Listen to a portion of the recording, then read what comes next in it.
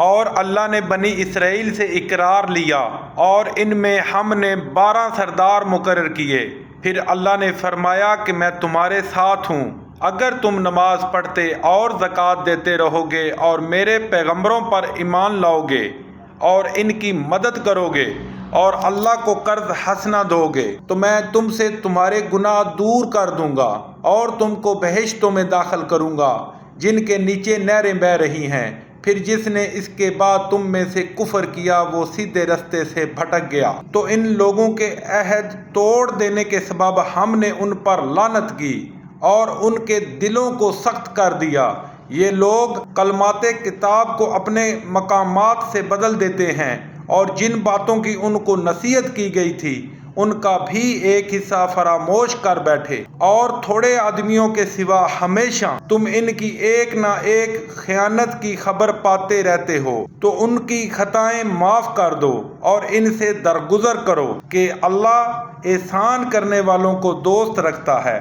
اور جو لوگ اپنے تئیں کہتے ہیں کہ ہم نصارہ ہیں، ہم نے ان سے بھی عہد لیا تھا مگر انہوں نے بھی اس نصیحت کا جو ان کو کی گئی تھی ایک حصہ فراموش کر دیا، تو ہم نے ان کے باہم قیامت تک کے لیے دشمنی اور کینہ ڈال دیا، اور جو کچھ وہ کرتے رہے اللہ ان قریب ان کو اس سے آگاہ کرے گا۔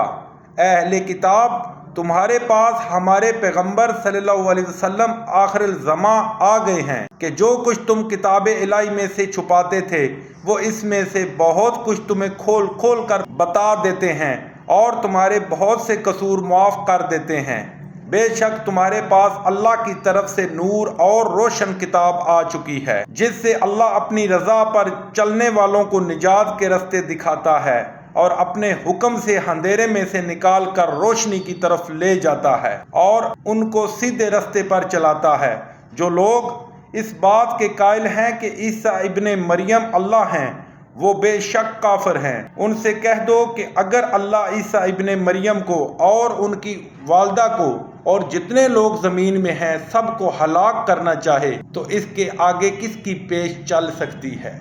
اور آسمان اور زمین اور جو کچھ ان دونوں میں ہے سب پر اللہ ہی کی بادشاہی ہے۔ وہ جو چاہتا ہے پیدا کرتا ہے اور اللہ ہر چیز پر قادر ہے۔